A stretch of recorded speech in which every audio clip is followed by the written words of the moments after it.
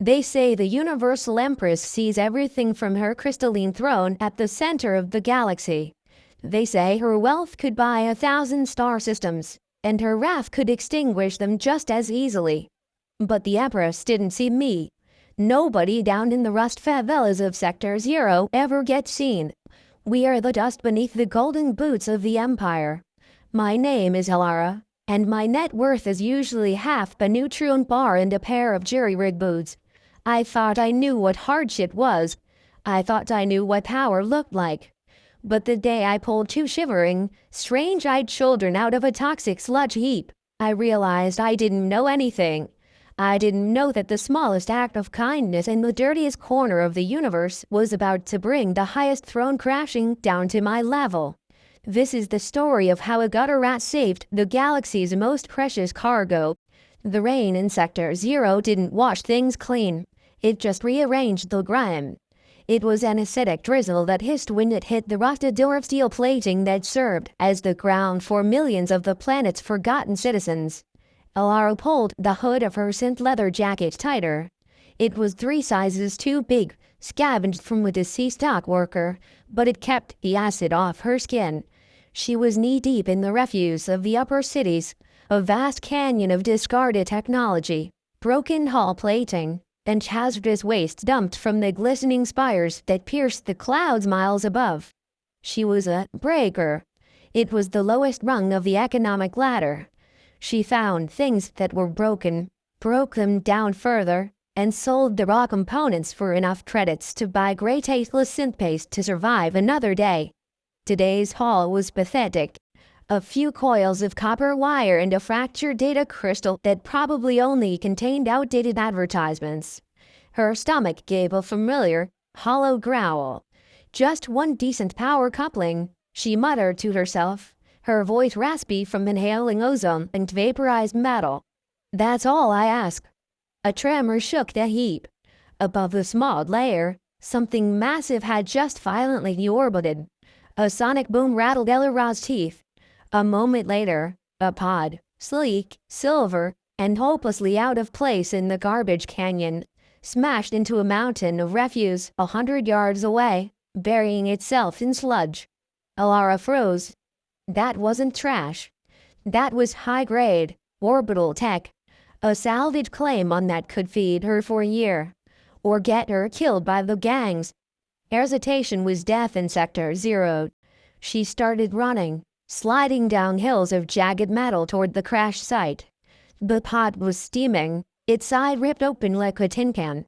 Elara approached cautiously, her pry bar raised as a weapon. She expected to find the dead pilot, or perhaps an automated drone. She didn't expect the whimpering. She peered into the torn hull. Huddled together in the wreckage, illuminated by dying emergency lights, were 2 children. They were small, perhaps 5 or 6 standard years old. They were covered in a thick, viscous blue coolant that had leaked from the pod's engines. Beneath the grime, their skin seemed almost translucent, glowing with a faint, inner starlight.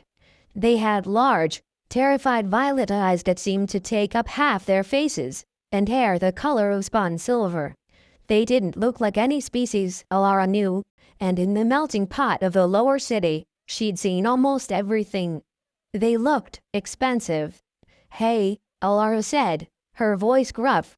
The children flinched, clutching each other tighter. The boy tried to shield the girl, baring tiny, blunt teeth in a pathetic display of bravery.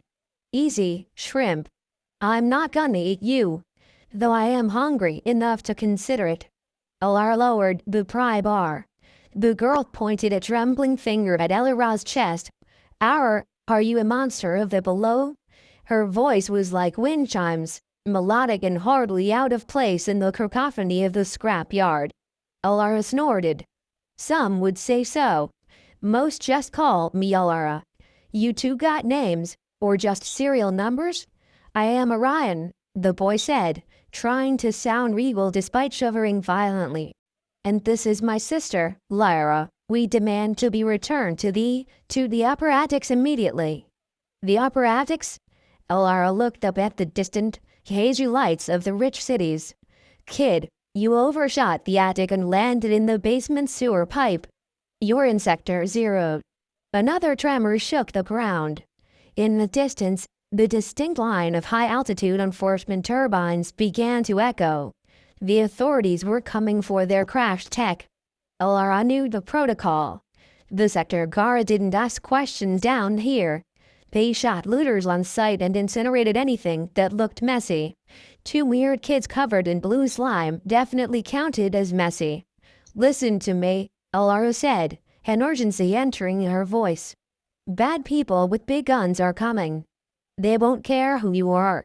If you stay here, you'll be collateral damage. Lyra looked at Orion, her large eyes filling with tears. Mother said we must never go below. Mother isn't here, Elara snapped, grabbing a piece of tarp. I am. Now move. She didn't know why she did it. The smart move was to grab a piece of the pot and run. But looking at those violet eyes, something inside her, some ancient, rusted-over instinct of decency, kicked in. She bundled the 2 strange, glowing children under the tarp and dragged them into the shadows of the scrap canyon just as the blinding searchlights of the enforcement ships cut through the smog. Elara's home was a shipping container welded to the side of a derelict fusion plant. It vibrated constantly, smelled of sulfur, and was the safest place she knew. She shoved the children inside and sealed the heavy magnetic lock. The single lumen strip flickered on, revealing her meager possessions: a cot, a recycler unit for water, and a stack of salvage tech parts. The children stood in the center of the room, dripping blue coolant onto the metal grate floor. They looked around with undisguised horror. Is this a prison? Lyra whispered. It's a palace compared to sleeping outside, Elara retorted. She grabbed a rag and tossed it to them. Clean yourselves off. That coolant is mildly radioactive. You'll glow in the dark more than you already do. While they awkwardly wiped at the slime, Elara checked her food stores. 2 packets of dehydrated synth paste. Chicken flavor, allegedly. It was all she had for the next 3 days. She sighed, keyed the packets in the recycler, and handed them to the children. They stared at the gray sludge in the bowls. What is this substance? Orion asked, poking it tentatively. Dinner. Eat it before it turns back into a powder. They took tiny bites, their faces contorting in disgust, but hunger won out. They ate ravenously. Elara sat on her cot, watching them, her own stomach cramping with hunger. As the grime came off, she realized just how strange they were. Their clothes were made of a material she'd never seen, a self-repairing weave that shimmered like oil on water. And there was an aura around them, a subtle static charge that made the hair on her arms stand up when she got too close. Who are you two, really? Elara asked, leaning back against the cold wall. People don't just fall out of orbit in luxury pods. Orion straightened up. We were on the royal yacht, the Ethelgerd, observing the nebula nurseries. There was an alarm. A breach. Our guardians put us in the escape pod and launched it. Elara felt a chill that had nothing to do with the drafty room. The Ethelgerd. That wasn't just a rich person's ship. That was the flagship of the Imperial fleet. Your nobility, Elara breathed. The realization terrified her. Nobility meant politics. Politics down here meant death. If someone shot down a royal pod, they're looking for you to finish the job. And the Imperial Guards are looking for you to cover up the mess. Our mother will find us, Lyra said with absolute certainty. She finds everything. Who's your mother? Some planetary governor? A trade baroness?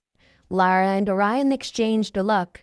Our mother, Orion said solemnly, is Her Celestial Magnificence, Empress Vespera III, Sovereign of the Thousand Systems, Keeper of the Astral Flame.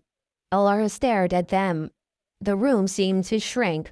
Empress Vespera. The woman whose face was on every credit sheet in the galaxy. The woman who ordered planets glassed if they missed their tithe payments. The most powerful, ruthless entity in known space. These weren't just rich kids. These were the heirs to the universe.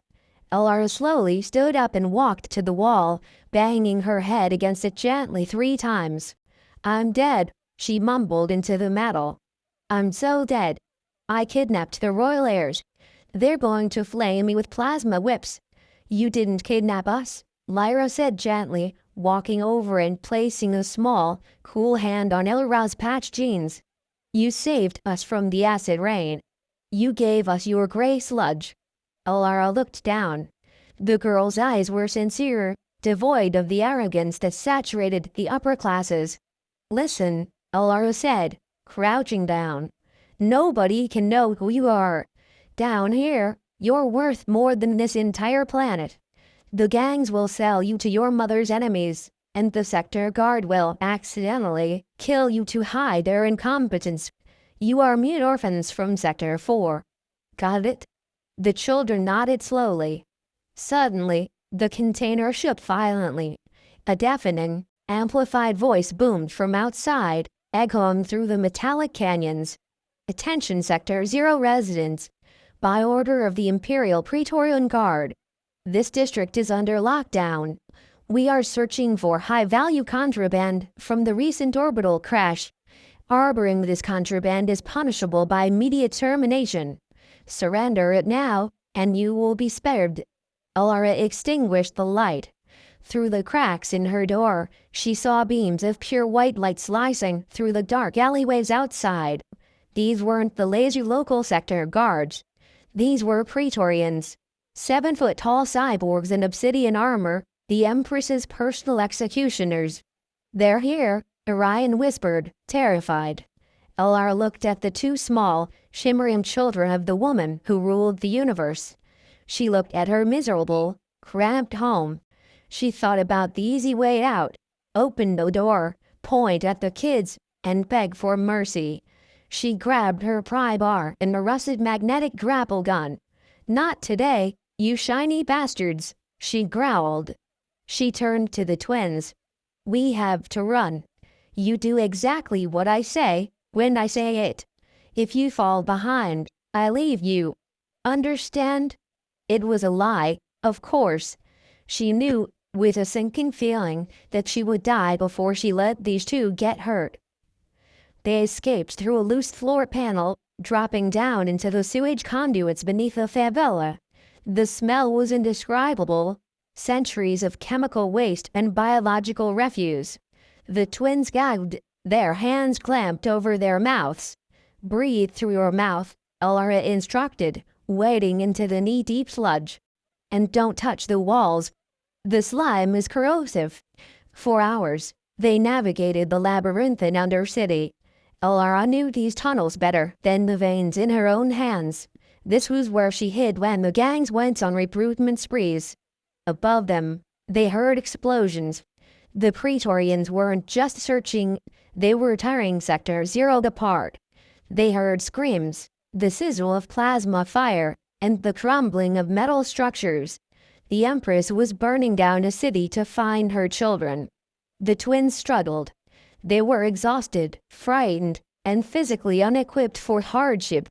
Yet, Elara marveled at their resilience. They didn't complain after the initial shock.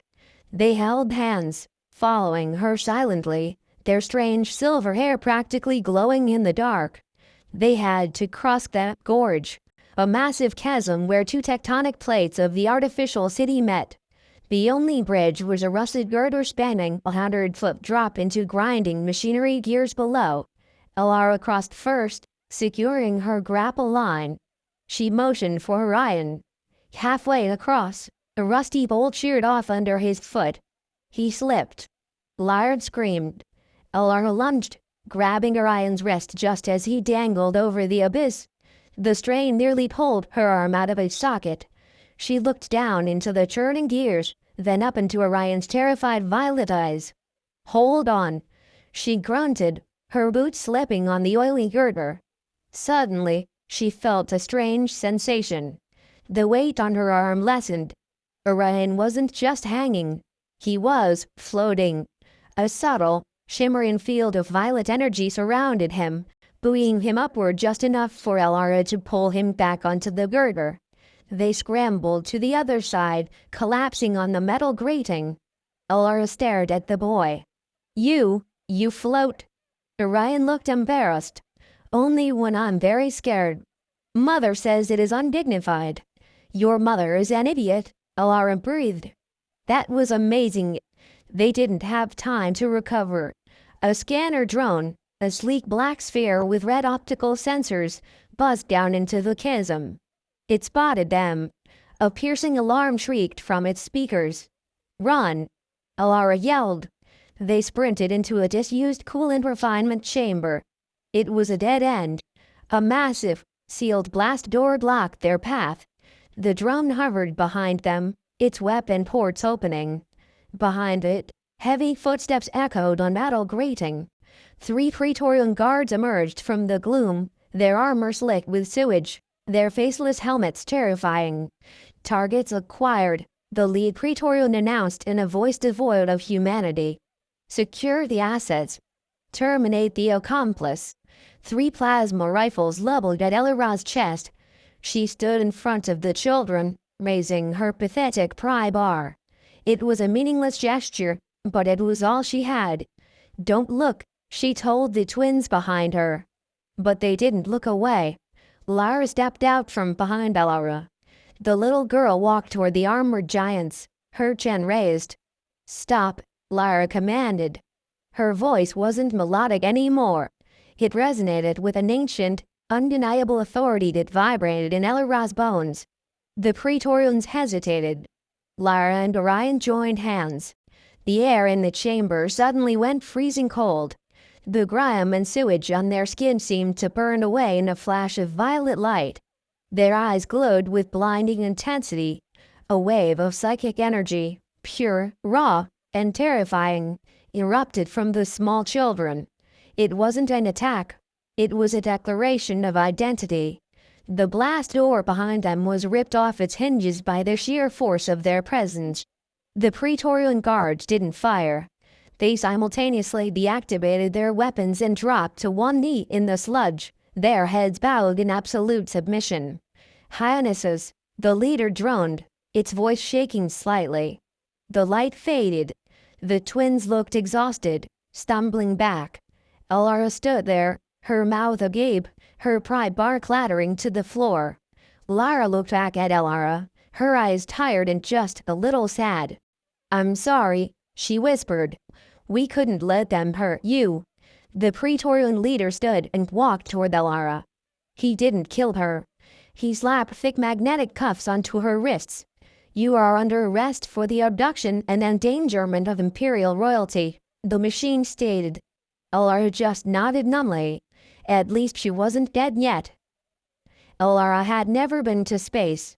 The shuttle ride up to the Ethelgard was a nauseating blur of G-forces and terror. She was separated from the twins immediately upon landing in the flagship's massive hangar bay. They were whisked away by medical teams in white silk robes.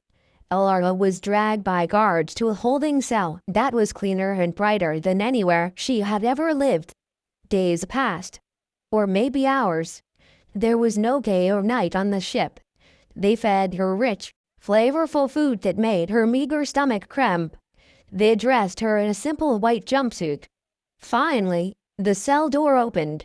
2 Praetorians escorted her through kilometers of gleaming corridors made of pearl and gold. They arrived at doors 3 stories high, carved from a single nebula diamond. The doors opened onto the throne room. It was vast enough to hold a small city. The floor was transparent durasteel, looking down upon the swirling galaxy below.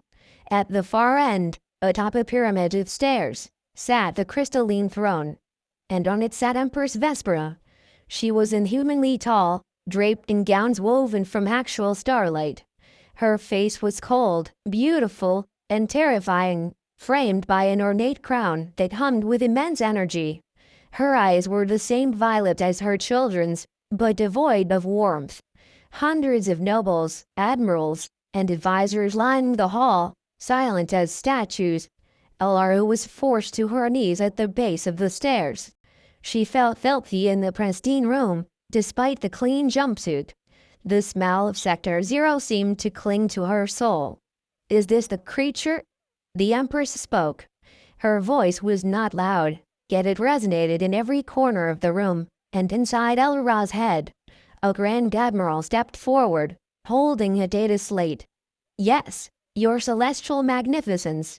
Subject 734 Beta. A salvager from Sector Zero. Our investigation indicates she held the heirs captive in a toxic hovel for 12 standard hours, feeding them substandard refuse and exposing them to severe structural hazards during a chase through the undercity sewers." The Empress looked down at Elara like a scientist examining a particularly ugly bacterium. "You dare touch my bloodline," the Empress said. The temperature in the vast room dropped 10 degrees. "You dare drag the future of the universe through the filth of the forgotten levels." Elara looked up. The fear was so intense it burned away into a strange, cold clarity. She had nothing left to lose. "I didn't drag them," Elara said, her voice rough compared to the silken tones of the court. The nobles gasped at her audacity to speak. "I carried them. Because they were tired." The Empress's eyes narrowed. "You speak when spoken to, scavenger." "They were hungry," Elara continued, struggling to her feet despite the guard's attempts to hold her down. "So I fed them. It was garbage food, yeah, but it was my food. It was all I had. They were scared of the thunder, so I gave them shelter. They were scared of your death squads, so I helped them run." She stared directly at the most powerful woman in the universe. "You burned down half my sector looking for them, but you never once looked down to see them. You just sent machines." "A mother doesn't send machines." A deadly silence filled the hall. The Empress slowly stood up. The energy crackling around her crown intensified. The pressure in the room became unbearable. Nobles began to faint. "You presume to lecture me on motherhood," the Empress hissed. She raised a hand, her fingertips glowing with destructive energy. Elara braced for oblivion. "Mother." "Stop." The doors burst open. Lyra and Orion ran in. They were clean now, dressed in royal finery, looking like miniature gods. But they ran like normal children. They pushed past the guards and threw themselves in front of Elara, spreading their arms to protect her. "Don't hurt her," Orion yelled, his voice cracking. "She saved us." Lyra cried out. "When the pod crashed, I was hurt. I couldn't move. She carried me out before it exploded. The Praetorians wouldn't have made it in time." The Empress paused, her hand still raised, the energy pulsing uncertainly. "She is a kidnapper, Lyra, a parasite." "No." Lyra looked up at her mother, tears streaming down her face. "She shared her only food with us.